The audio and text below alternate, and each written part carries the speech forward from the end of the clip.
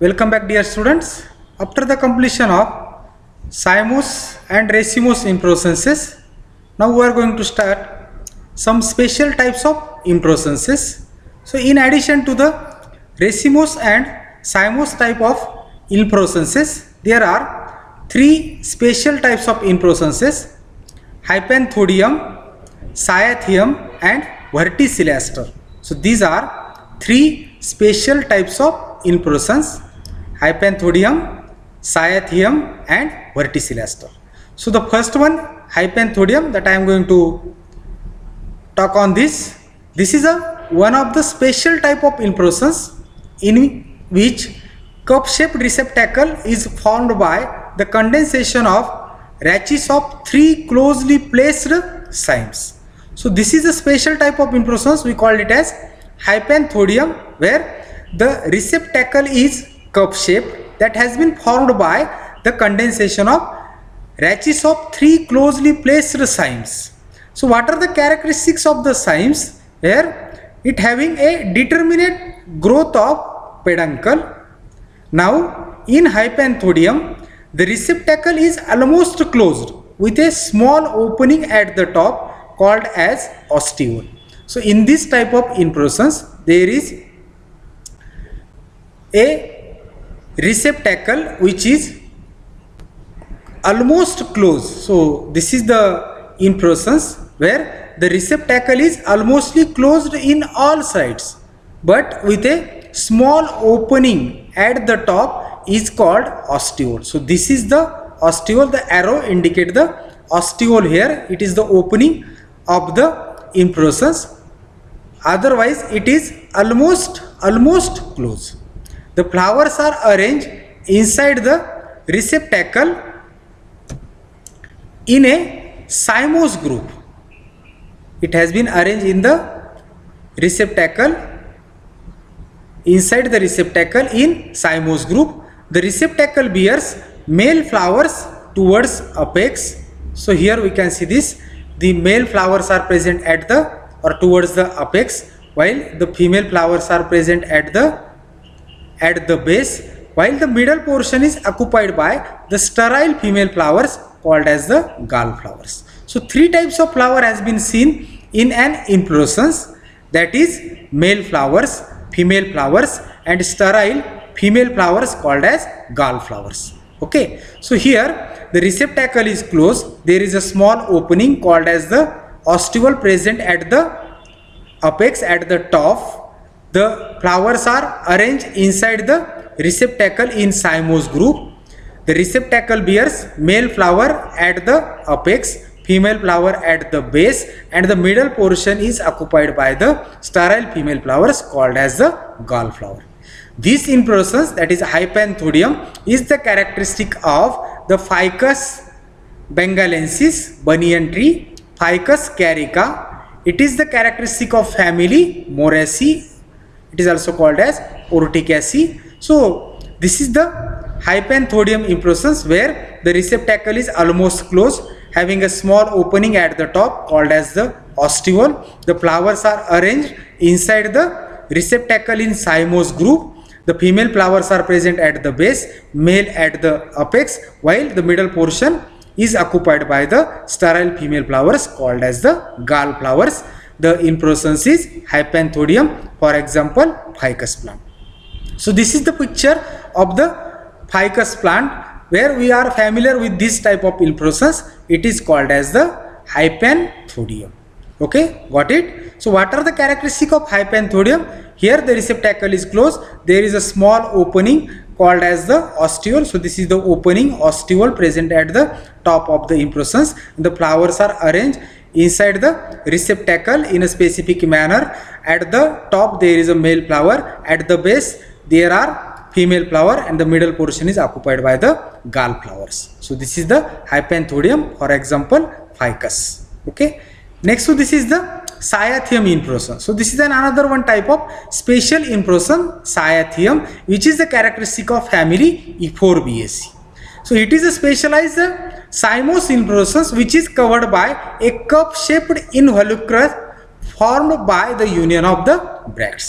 So involucre of the bract that has been formed by the union of the bract. The extremely reduced bracts are, the extremely reduced florets are placed in a convex receptacle. So this is the receptacles which is convex. The bracts are, the reduced flowers are placed in a convex receptacle. At the center, the biggest simple flower is present. So this is the pistillate flower or a female flower which is the biggest present at the center of the receptacle. This single female flower is surrounded by a number of male flowers. So these are the staminate flower or the male flower which surrounds the female flower. Each male flower is represented by a single stamen. So this is the stamen which represent the male flower or staminate flower. So what happened here? The receptacle is cup shape. It is a convex receptacle. At the center of the receptacle, the biggest female flower is present. It has been surrounded by, this single female flower is surrounded by a number of male flowers. Each male flower is represented by a single stamen. Each floret has its individual stalk and is subtended in the axil of thin and scaly bracteole.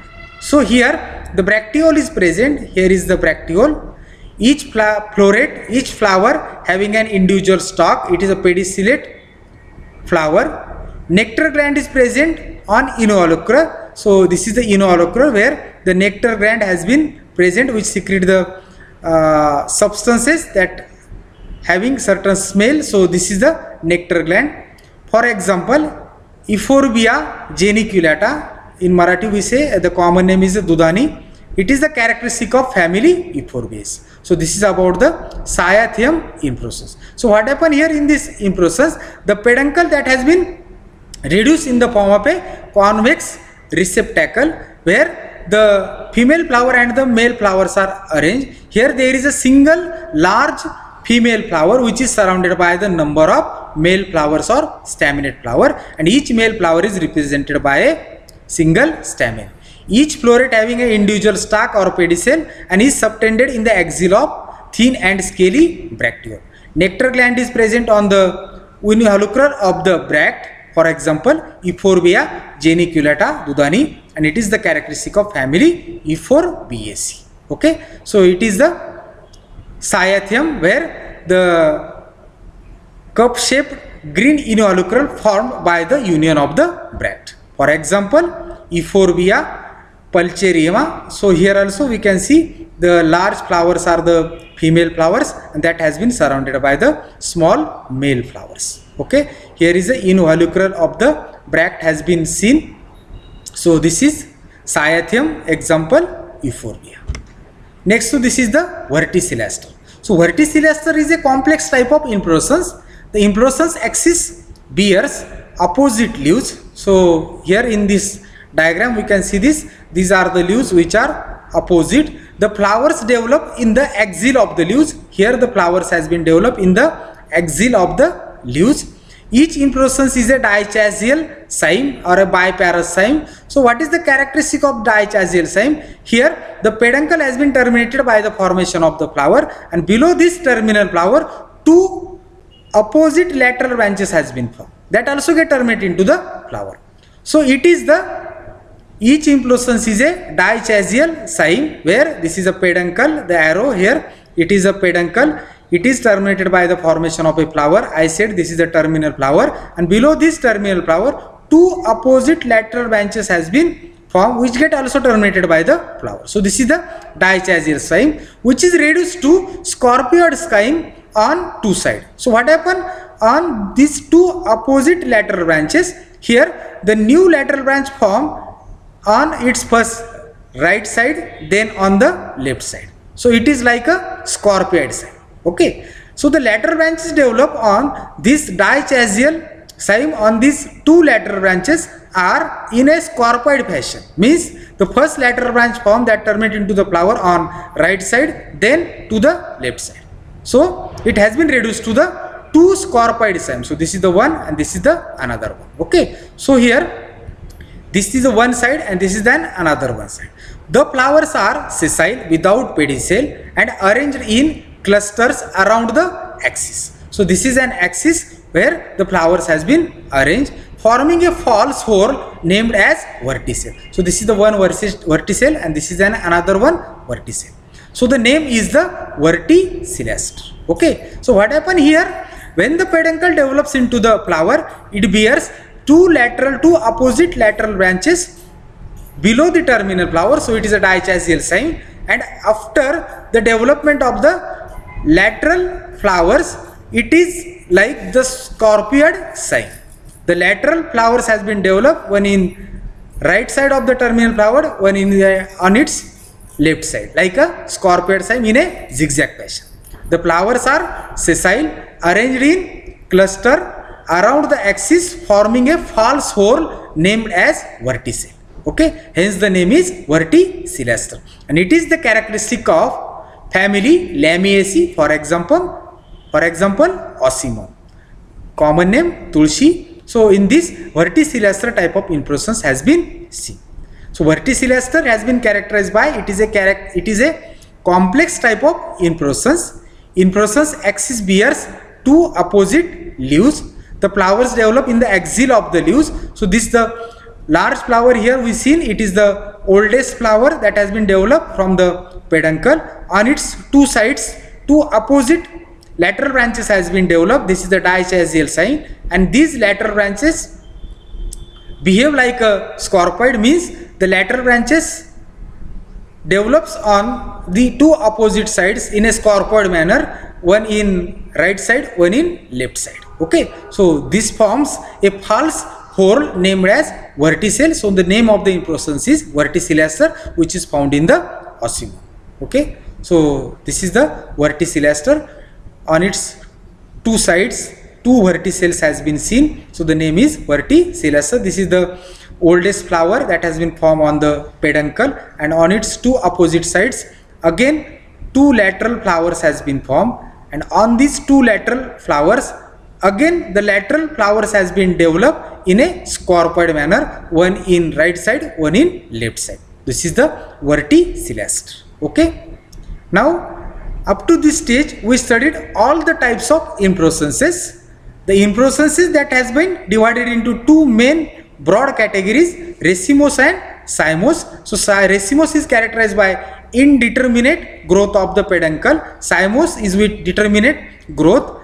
In racemose, the flowers are arranged in acropetal succession. In cymose, they are arranged in basipetal succession. The opening of the flower is centripetal in racemose, and in cymose it is centrifugal. So these are the main differences between racemose and cymose. Further, this racemose is divided into three main categories based on the nature of the peduncle. If the peduncle is elongated or main axis is elongated, the types are raceme. The raceme comprises simple raceme and compound raceme. If the branching occur in the peduncle, it is compound. Then spike, where the flowers are sessile, simple spike and compound spike. If the branching, it is compound. Then spadix, here whole inflorescence is covered by a large bract called as the spathe. For example, arum. Next is the mixed spadix, where the spathe is fleshy. So example is the banana. Another one is the compound spadix, where the spathe is woody. For example, coconut. Next criteria is the peduncle or main axis is flattened, where the type of inflorescence is head or capitulum. It has been reduced to the dish-shaped receptacle. There are two types, simple capitulum or head, for example sunflower. Compound capitulum, for example echinops, where the branching occurs in the peduncle. Then third criteria is the main axis shortened, for example simple umbel, hydrocotyle or allium, and compound umbel. Okay, so these are the types of racemose inflorescence. Next to this is the cymose inflorescence. There are four main types: simple cyme, simple solitary cyme. If there is a development of a single flower, for example hibiscus, the datura. Uniparous cyme, the peduncle has been terminated by a flower, and below this terminal flower one lateral branch has been developed, so it is a uniparous, one uni or monochasial cyme. Again, this uniparous cyme is divided into two types: helicoid and scorpoid. If this single lateral branch develop on the same side simultaneously, it is helicoid. If it is develop on right side and left side of the terminal flower, it is scorpoid.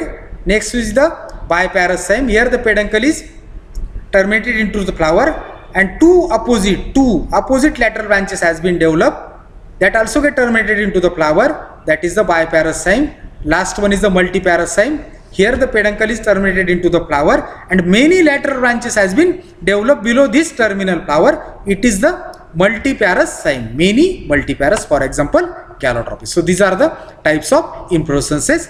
In addition to these, three special types of inflorescences that we seen, which are hypanthodium, cyathium and verticilliaster. Okay.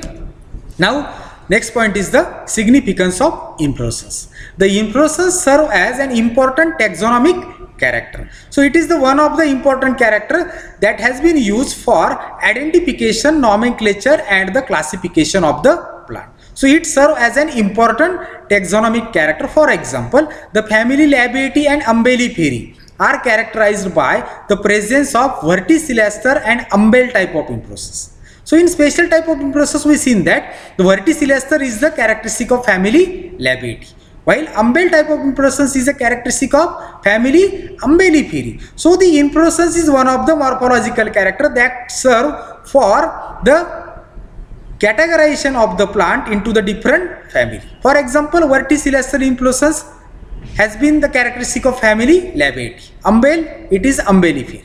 While Mimosaceae and Moraceae are the characterized by the presence of globose head and hypanthodium type of inflorescence. So in Mimosaceae, the globose head type of inflorescence has been found. While in the members of family Moraceae, a special type of inflorescence, that is the hypanthodium, has been seen.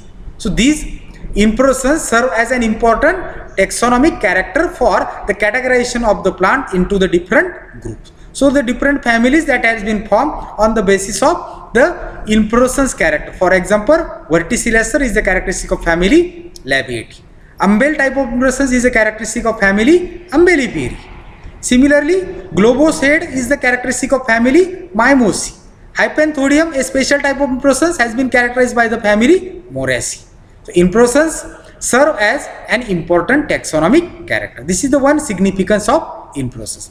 Next to this is the second one. The type of inflorescence in a particular family will help to indicate the primitive or advanced nature of that family. If the inflorescence is primitive, we can say the particular family, it is primitive or advanced. So type of inflorescence in a particular family will help to indicate the primitive or advanced nature of that family. The chief function of a flower is to produce the seed after pollination and fertilization.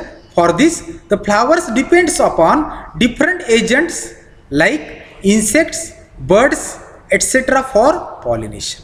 So for seed bearing plants, the flower is the reproductive structure and the flower has to produce the seeds. It depends on two processes, pollination and fertilization. So for pollination, for different pollinating agents like insects and birds, the flowers serve as a chief function for this. Hence, grouping of flower into an attractive structures for attraction of the pollinating agents like inflorescence serves the purpose of attracting the pollinating agents. So grouping of flower into the attractive structure like inflorescence serves the purpose of attracting pollinating agent. In inflorescence, the small flowers are massed together, they are grouped together and collectively become conspicuous and visible to the pollinating agents. If the flowers are small, they are not visible to the pollinating agent. So these small flowers are grouped together and collectively become conspicuous and visible to the pollinating agents. So a chief function of the flower is to produce the seed, and these flowers are grouped into the different masses like the inflorescence. So the grouping of flowers into an attractive structure like inflorescence serves the purpose of attracting pollinating agents. So this is another one significance of inflorescence. In an inflorescence, many flowers are pollinated together in a single visit by a pollinating agents. So by a single visit of pollinating agent, many flowers that has been grouped together in a inflorescence has been pollinated. So that saves energy, time, and increasing the efficiency of pollination. So when the pollination occurs by the visit of the pollinating agent, for example insects, so the many flowers has been pollinated together because they are placed in a group in an inflorescence by a single visit of the pollinating agent. So this saves the energy, time, and increasing the efficiency of pollination. In an inflorescence, usually the younger flowers open later than the older flowers. This makes the flowering period longer. Here the younger flowers opens later, older flowers first. So it increases the flowering period time. It provides better opportunities for cross pollination, fertilization, and seed production because of the different duration of the opening of the flowers. In racemose inflorescences, the older flowers are present at the base, younger at the apex. So these older flowers are opens first than the younger flower. Similarly, in cymose inflorescences, the older flower are at the apex, younger at the base. So the older flowers opens first than the younger flowers. So this natural adjustment is because for extending the flowering period. It provides a better opportunity for cross pollination, fertilization, and seed production.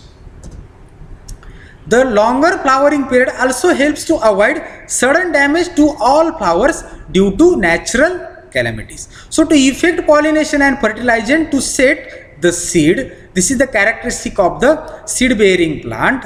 So the flowers serve the main purpose to produce the seeds. So if the longer flowering period has been occur in the plant, it helps to avoid sudden damage to all flower due to the natural calamities. So if the natural calamities are occur, and that can damage all the flowers, so to avoid this, the longer flowering period helps to avoid the sudden damage to all the flowers due to the natural calamities. The inflorescence usually complements the shape or any other feature of the pollinating agents, making the act of pollination easier. So the structure of the inflorescence and the shape of the inflorescence is such way that it can complement, it can facilitate the pollination easier by the pollinating agent. So the structure is usually in such way that which complement, which facilitate the feature of pollinating agent to act the pollination easier. Okay. And the last one is the type of inflorescence is very crucial in hybridization program. It decides the methodology for cross pollination. So hybridization experiment has been carried out for the improvement of the crop varieties, and such improvement has been carried out by the cross pollination by transferring the superior characters from one parent to the other parent. So this has been possible by the type of inflorescence. So type of inflorescence is one of the crucial feature in the hybridization program or the experiment, and it decides the methodology for cross pollination. So these are the significance of inflorescence. Okay, one by one we repeat it again. The first one is the inflorescence serve as an important taxonomic character for the categorization of the plant into the different group. For example, verticillastral inflorescence that has been seen in the family Labiati. Umbel inflorescence is found in the family Umbelliferae. Similarly, globose head Mimosae. Hypanthodium, which is a special inflorescence found in the family Moraceae. The type of inflorescence in a particular family will help to indicate the primitive or advanced nature of that family. The chief function of the flower is to produce the seed. And for this, flowers depends upon different pollinating agents for pollination, for example, insects and birds. So the grouping of flowers into an attractive structure like inflorescence serve the purpose of attracting pollinating agents. These small flowers that has been grouped together collectively becomes visible to the pollinating agents to facilitate the process of pollination. And inflorescence, many flowers are pollinated together by a single visit of the pollinating agents. So this will serve the energy, time and increasing the efficiency of pollination. In an inflorescence, usually the older flowers open first, younger flowers later. So this makes the flowering period longer. It provides better opportunities for cross-pollination, fertilization and seed production. The longer flowering period also helps to avoid sudden damage to all flowers if the natural calamities has been occurred. The inflorescence usually complement the shape or any other feature to the pollinating agent, making the act of pollination easier. So the structure, the shape, size of the inflorescence is in such way that which can facilitate easy pollination by the various pollinating agents. And the last one is the type of inflorescence is very crucial in hybridization program, in hybridization experiment. So it decides the methodology for cross pollination during the improvement of the crop varieties. So this is all regarding the significance of the inflorescence. Okay, thank you. Stay home, stay safe.